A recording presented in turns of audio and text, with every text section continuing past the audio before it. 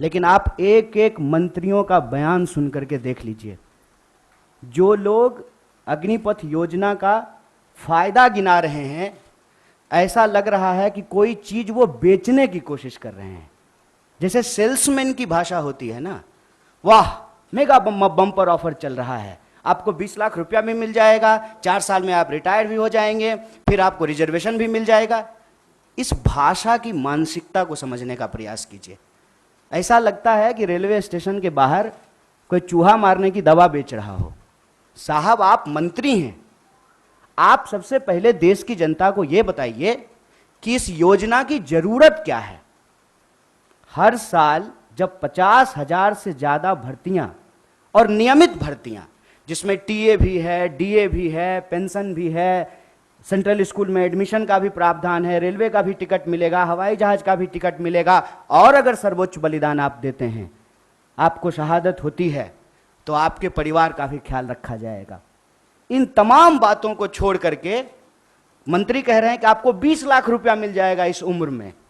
यह वही भाषा नहीं है कि प्रधानमंत्री जी बोले थे कि काला धन वापस आ जाएगा तो आपके खाते में 15 लाख रुपया मिल जाएगा। मिल गया क्या 15 लाख रुपया? जिस खाते में 15 लाख रुपया मिलने वाला था ना, उसी खाते में 20 लाख रुपया भी मिलेगा। इस मानसिकता को समझने की जरूरत है, और इसीलिए हम लोग इस योजना की जरूरत पे सवाल उठा रहे हैं।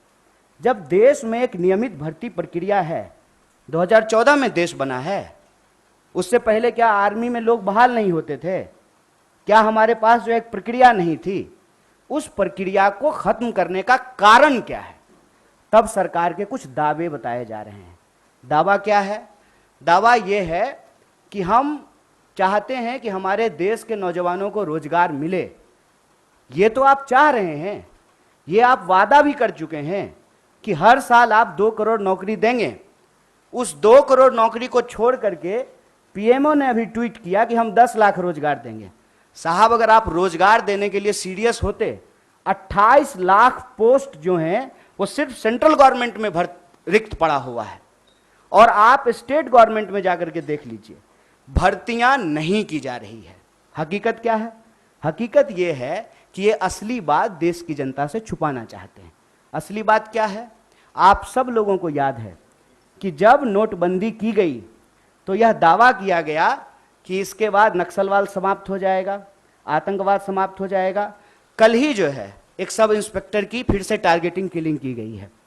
नक्सलवाद की घटनाएं हो रही हैं, आतंकवादी घटनाएं लगातार हो रही हैं। अगर नोटबंदी करने के बाद आतंकवाद समाप्त हो जाता तो पुलवामा की घटना कौन करके गया है? कैसे पुलवामा की घटना हुई है? तो ये दावा करते हैं। जब उस दावे का आप पड़ताल करेंगे तो आपके ऊपर ही आरोप लगाना शुरू कर देंगे। एक व्हाट्सएप मैसेज घूम रहा है जिसमें कहा जा रहा है कि जिस भी योजना का कांग्रेस विरोध कर रही हो, ऐसा आप मान लीजिए कि वो योजना सही है। कांग्रेस के विरोध करने से आप चलते हैं? आप सत्ता में बैठे हुए मोदी जी, आपके ऊपर देश की जनता ने भरोसा किया है। विपक्ष के भड़काने से लोग भड़क जाते, विपक्ष की कही हुई बात लोग मान लेते, तो प्रधानमंत्री मोदी जी होते। इस देश के लोगों ने मोदी जी के ऊपर भरोसा किया, और मैं याद दिलाना चाहता हूं कि ये वही नौजवान हैं। ये उस वक्त हिंसा नहीं किए जब इनके माँ बाप हजारों किलोमीटर पैदल चल करके अपने घर गए। ये वही नौजवान हैं, ये तब भी हिंसा नहीं किए जब उनके परिवार को ऑक्सीजन नहीं मिल रहा था और वो तरप तरप करके जान दे रहे थे। ये तब भी हिंसा नहीं किए जब आपने हर साल 2 करोड़ नौकरी नहीं दी। मैं देश की सरकार से, भारतीय राष्ट्रीय कांग्रेस की तरफ से यह अपील करना चाहता हूं कि ये कोना कोना कौन कोना सोतली पुतो कोना खेलना बंद कीजिए। आप हकीकत में बताइए कि रियलिटी क्या है। क्या आपने विपक्ष को पूछा? आपने विपक्ष को पूछा कि हम कोई योजना ला रहे हैं? आपने कोई पार्लियामेंट्री कमेटी की मीटिंग की? या आपने नौजवानों को पूछा कि हम आपका भलाई करना चाहते हैं किसानों की तरह, और नौजवान कहते हैं कि हमको ये भलाई नहीं चाहिए? इस मनोदशा को समझिए साहब। हम ऐसे गांव से आते हैं, ऐसे इलाके से आते हैं, कोई ऐसा साल नहीं गुजरता है साहब कि हमारे इलाके में कोई शहादत ना हुई हो। हमारे इलाके में लोगों के पास महज नौकरी नहीं है सेना, हम जानते हैं इस बात को। जब किसी परिवार में किसी बच्चे को सेना की नौकरी मिलती है, पूरे इलाके में उनका सम्मान होता है। और दुख के साथ साथ जब एक पार्थिव शरीर गांव आता है, आंखों में आंसू होने के बावजूद उस इलाके का सीना गर्व से चौड़ा हो जाता है कि हमारे बच्चे ने जो है देश के लिए सर्वोच्च सम्मान दिया है। सेना का सवाल देश की सुरक्षा का सवाल है, आप इसको मजाक मत बनाइए। और एक बात हमारे साथी भी कह रहे हैं, आप तमाम मीडिया लोग भी इसको बोल रहे हैं कि उसमें से 25% लोगों को, साहब 25% नहीं, अप टू 25%, ध्यान रखिएगा, यह है सेल्समैन मेगा बम्पर ऑफर की मानसिकता। अप टू 25% क्या होता है, मतलब 25% की भी गारंटी नहीं है। यह मत समझिए आप कि उसमें से एक को दे ही देंगे नौकरी, बहुत चालाकी से टर्म्स एंड कंडीशन लिख दिया है, अप टू 25%। और इसमें यह कितना गंभीर है, इस गंभीरता का आप अंदाजा लगाइए कि अभी आए हुए 3 दिन हुए हैं घोषणा किए हुए, 2 मेजर अमेंडमेंट हो चुका है, और जो फायदा गिनाए जा रहे हैं वो फायदा तो पहले से है। सेना में, आर्म फोर्सेस में, पैरामिलिट्री में भर्ती होने की मैक्सिमम आयु 25 वर्ष है। 25 वर्ष से ज्यादा में तो आप बहाल ही नहीं हो सकते हैं। उसके बाद अलग अलग रैंक पे आप कितना समय तक सेवा देंगे वो पहले से निर्धारित है।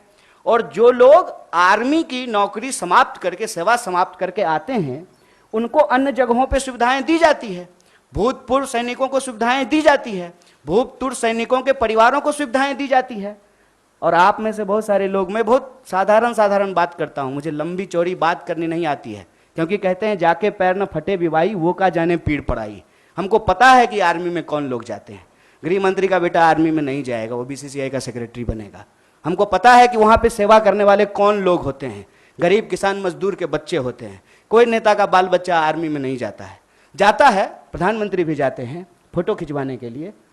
फोटो खिंचवाने के लिए वर्दी पहनना एक बात होता है, देश की भक्ति के लिए, सर्वोच्च सम्मान के लिए वर्दी पहनना दूसरी बात होती है। दीपावली में जाकर के मिठाई बांट देंगे, उसके बाद आकर के अग्निपथ योजना ला करके देश की जवानों का दिवाला निकाल देंगे। अग्निपथ योजना इस देश के नौजवानों को अग्नि में झोंकने की योजना है। इस योजना को सरकार को तुरंत वापस लेना चाहिए। और ये जो लॉलीपॉप वाली भाषा है ना, इस लॉलीपॉप की भाषाओं को बंद करना चाहिए। और जहां तक बिहार में हिंसा का सवाल है, सीधा सा एक कारण समझ लीजिए, ये नौजवान ना किसी के द्वारा लाए गए हैं, ना किसी के द्वारा बुलाए गए हैं। आप तमाम प्रबुद्ध पत्रकार यहां बैठे हुए हैं, कोई ऑर्गेनाइज्ड आंदोलन होता है, उसका स्वरूप अलग होता है। हम लोग 3 दिन से नहीं डिटेन हो रहे हैं यहाँ पे, हमारा ऑफिस छावनी नहीं बना हुआ है। हम लोग आते हैं, पुलिस पकड़ करके हमको ले जाती है, कोई हिंसा नहीं होती है, कुछ भी नहीं होता है। उसमें हिंसा क्यों हुआ है? क्योंकि वहां नौजवानों का सब्र जो है पानी सर से ऊपर चला गया है। और एक बात और जान लीजिए, जो हमारा बेरोजगारी दर है देश का, बिहार का बेरोजगारी दर डबल है साहब। जहां के मजदूर, बिहार का मजदूर जाता है ना हरियाणा और पंजाब में धान काटने के लिए, बिहार के ही लोग आते हैं ना दिल्ली में काम करने के लिए, बिहार के ही लोग जाते हैं ना महाराष्ट्र में काम करने के लिए। जहां एम्प्लॉयमेंट नहीं है वहां के लोग ऑलरेडी विस्थापित होते हैं। ये जो बच्चे हैं ये उस उम्मीद में अपने गांव में रह रहे हैं, दौड़ रहे हैं जाड़ा गर्मी बरसात, सड़कों पे, मैदानों में, रेत पे, कि इनको किसी दिन सेना में सेवा देने का मौका मिलेगा। ये मौका इनसे जब छीना जा रहा है तो इनका सब्र टूट गया है। लेकिन मैं इन तमाम नौजवानों से भी एक अपील करना चाहता हूं, दोस्त, हम किसान के बच्चे हैं और हमारे माँ बाप ने इस सरकार को झुकाया है, इस सरकार को बताया है कि ये देश गांधी का देश है और गांधी के देश में सत्य और अहिंसा से ही कोई लड़ाई जीती जा सकती है। इसीलिए भारतीय राष्ट्रीय कांग्रेस की तरफ से इस आंदोलन का पूर्णतः समर्थन करते हुए सरकार से यह अपील करते हैं कि इसको वापस लीजिए और नौजवानों से अपील करते हैं कि देश की संपत्ति को मत जलाइए, मत जलाइए, क्योंकि कल को आपको वही संपत्ति इसी प्रधानमंत्री से बचाना भी है। क्योंकि देश की संपत्ति ये दोस्त को बेचने वाले हैं, ये हमारे आपके टैक्स के पैसे की संपत्ति है। इसकी रक्षा कीजिए, सत्य और अहिंसा के रास्ते पे चलिए। और किसानों ने 700 लोगों की शहादत देने के बाद 1 साल से ज्यादा आंदोलन चलाया, शांतिपूर्ण तरीके से चलाया। तमाम तरह के आरोप लगाए गए, जैसे आज आपके आंदोलन को कहते हैं उपद्रवी, तोड़ फोड़ करने वाले, हिंसा करने वाले, ये कहां से आ गए, कैसे आ गए, कौन है इसके लिए जिम्मेवार? और विपक्ष के माथे पर मत खेलिए। विपक्ष की बात जनता अगर सुन रही होती तो आप देश के प्रधानमंत्री नहीं होते। इसलिए प्रधानमंत्री होने के चलते मैं आपसे अपील करता हूं कि इस योजना को आप वापस लीजिए। मीडिया रिपोर्टिंग में और कई जगह इस बात को बार बार हाईलाइट किया जाता है कि बिहार में आंदोलन हो रहा है। एक्चुअली एक डिजाइन है। किसान आंदोलन के दौरान भी आपने देखा होगा कि नहीं नहीं कुछ मुट्ठी भर किसान हैं वो हरियाणा और पंजाब के। अगर मुट्ठी भर थे तो वापस क्यों लिया? और अगर सिर्फ बिहार का मसला है तो नागपुर से लोग जो है पैदल क्यों आ रहे हैं दिल्ली की तरफ? तेलंगाना में घटना हुई, झारखंड में हुआ, राजस्थान में हुआ। तो ये एक देशव्यापी सवाल है। ऐसा नहीं है कि किसी एक राज्य से ही लोग सेना में भर्ती होते हैं, हर राज्य से होते हैं। बिहार का जहां तक मसला है, मैंने आपको कहा कि राष्ट्रीय बेरोजगारी दर से बिहार की बेरोजगारी दर दोगुनी है और वहां पे काम के लिए विस्थापन करना, दूसरे राज्यों में काम करना, ये दशकों से ये समस्या चली आ रही है। मैं मौजूदा सरकार को जिम्मेवार नहीं ठहरा रहा।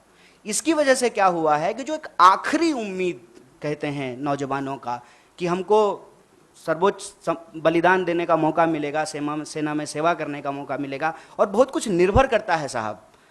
मैं बहुत सारी चीज़ें बोलना नहीं चाहता हूँ।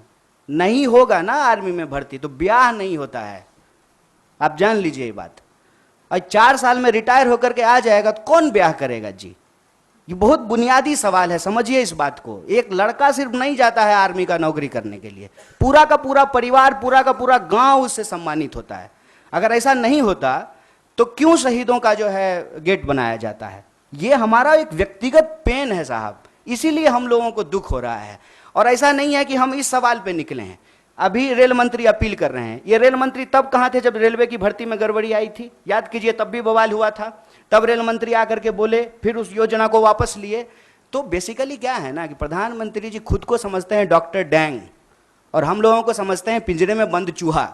तो जब मन करे तब जो है ना इंजेक्शन लगाना शुरू कर देते हैं, टेस्ट करते हैं कि कितना उछला, कितना जो है अनसीरियस चीज है। आप समझिए तो 2 दिन आंदोलन हो गया, कई ट्रेनें जल गई, हिंसा हो गई, तब कह रहे हैं कि नहीं नहीं नहीं इस बार जो है 2 साल एज बढ़ा देंगे। तो सो रहे थे? कहता तो है कि जगते रहते हैं, आप सोते ही नहीं हैं। तो उस वक्त बहाली जब आप निकाल रहे थे तो आपको समझ में नहीं आया था? ये सीरियस नहीं है। दूसरा बात है कि झूठ बोलते हैं और सब मंत्री लोग को लगा देंगे कि तुम जरा प्रोडक्ट बेच करके आओ तो ले लो, खरीद लो, बेच लो, फायदे फिर। अरे क्या मानसिकता है ये? आप देश चला रहे हैं ना, देश की वस्तु स्थिति बताइए। आप बताइए कि आर्थिक हालत यह है कि ऑलरेडी अमेरिका रिसेशन अनाउंस करने वाला है और आप नोटबंदी के बाद रिजर्व बैंक का जो रिजर्व पैसा है वो निकाल लिए हैं 8,500 करोड़ का विमान खरीदने के लिए। और ठीक कहा ना इन्होंने कि 71 साल में ये देश सेवा करने का दावा कर रहे हैं। मैं प्रधानमंत्री को कुछ बोल ही नहीं रहा हूं। हाँ न, मैं तो ले सकता हूं, मैं डरता थोड़ी हूं। हाँ वही कह रहे हैं, क्यों नहीं ले सकते हैं कि आप सेवा कर सकते हैं और हम सेवा के लायक नहीं हैं। और उस ड्रोन का क्या हुआ जिससे वो कहीं देश में गड़बड़ी देख लेते हैं ड्रोन से आजकल? तो ड्रोन क्या था? छुट्टी पे था कि उसका बैटरी खराब हो गया था? क्यों नहीं ड्रोन भेज करके देख लिए कि क्या हो रहा है देश में? बात यह है कि ये जानबूझ करके हिंसा भड़काते हैं। मेरा इस बात पे जोर है और वो इस बात को अपने व्हाट्सएप के इको चैम्बर से फैलाते हैं कि मोदी जी का अवतार इस देश का भला करना चाहता है। और ये जो बिका हुआ विपक्ष है वो चाहता ही नहीं है कि इस देश का भला हो। देखिए मोदी जी किसानों का भला करना चाहते थे, किसान को भलाई लेने ही नहीं दिया। अब जवानों का भला करना चाहते हैं, ये जवानों को भलाई नहीं लेने देना चाहता है। विपक्ष हमको इतना सुनता है, विपक्ष को इतना। बिहार की किसी भी जनता को कोई संदेश देने का जरूरत नहीं है। बिहार ऐसा जगह है, सुन लीजिए साहब, मोहनदास करमचंद आए थे, हमने गांधी बना करके भेजा वहां से उनको। सिद्धार्थ आए थे, हमने बुद्ध बना करके भेजा उनको। हमारा काम नहीं है हिंसा करना। अगर हिंसा हो रही है इसके लिए सरकार जिम्मेवार है। और ये अग्निपथ योजना देश के युवाओं को अग्नि में झोंकने की योजना है। तो मैं बिहार के नौजवानों से यही कहूंगा, रे भाई इतना रिस्क लिए हो तुमको पता है। और आपको एक बात और मैं बताऊं, आप लोग इसको नोट कीजिएगा, जो लोग आर्मी का तैयारी करता है ना वो डर से जुलूस प्रदर्शन में नहीं जाता है। कि पुलिस केस हो जाएगा तो हमेशा के लिए नौकरी नहीं ले पाएंगे। तो ये वो नौजवान हैं जिनको ऑलरेडी ये लग चुका है कि हमको नौकरी ये सरकार अब नहीं देगी, अब बहुत कुछ हो गया। तो मैं उनको कहता हूं कि चलिए नौकरी के लिए आप संघर्ष कीजिए, लेकिन जहां आप नौकरी करेंगे वो तो वही रेलवे है, वही सरकारी संपत्ति है, उसको कोई नुकसान मत पहुंचाइए। और सत्याग्रह के रास्ते पे चल करके ही, सत्य और अहिंसा के रास्ते पे चल करके ही कोई आंदोलन जीता जा सकता है।